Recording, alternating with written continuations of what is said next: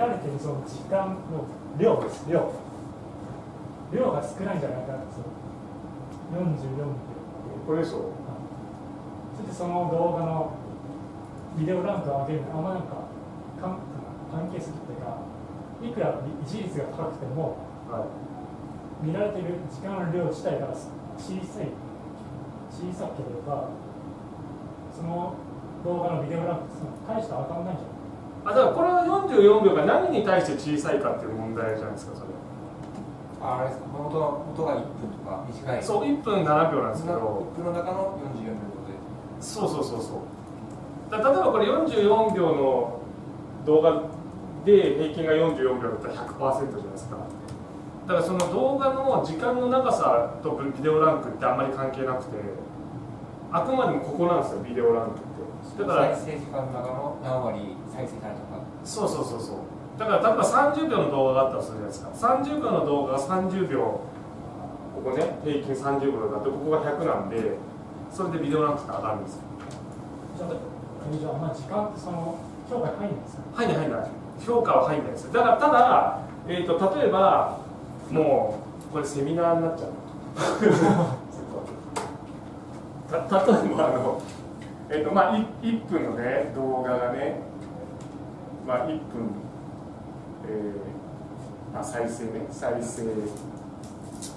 されるとこれ 100% じゃないですか。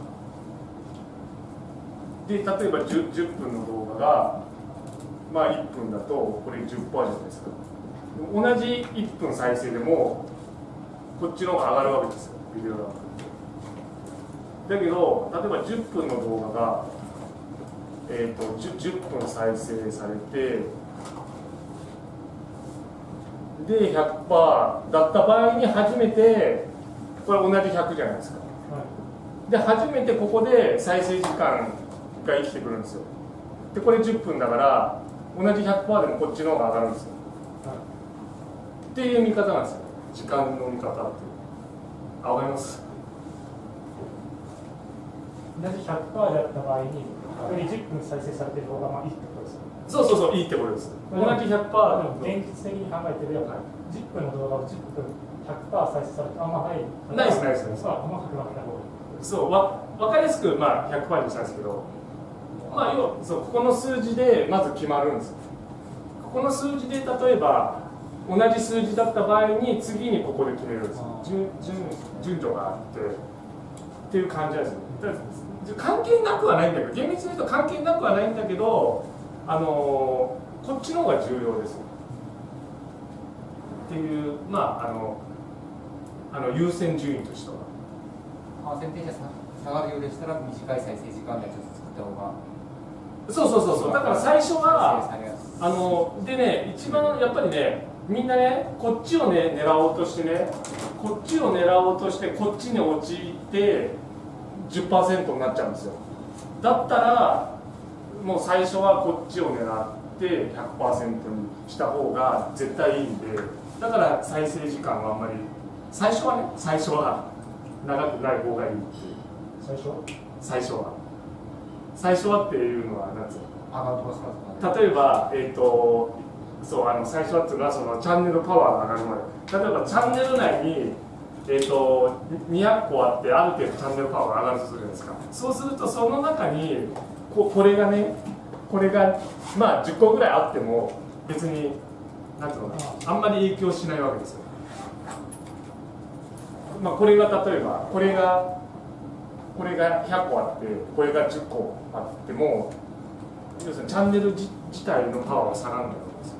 だからいいんですけど、ただ最初からもうこればっかりやってチャンネル内これだらけになっちゃうともう結構危険なんで最初はやめた方がいい、そういう意味で。そのチャンネル内にこれ100個作ってこれ10個あった中の1個がこれになる可能性があるんで、だから順序としては、最初はこっちから入った方がいいっていう感じで、やってみなきゃ分かんないんだよ本当これって。そういう概念もやっぱ分かんない人は結構適当にやっちゃって何が悪かったのか分かんないうちにやめちゃう人もやっぱりいるから、こういう知識また大事かなって。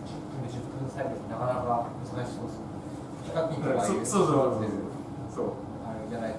そうですね。ちょっと基本的な質問なんですけど、アドセンスがあって、チャンネル告知してましたよね。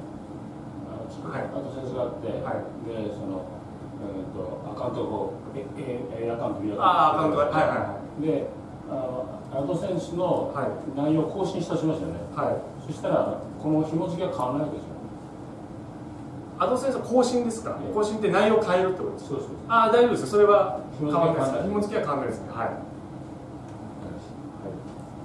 ドセンスの内容を更新するって何ですか？例えばあれ住所変更とかそういうまあそんな意味です。ですよ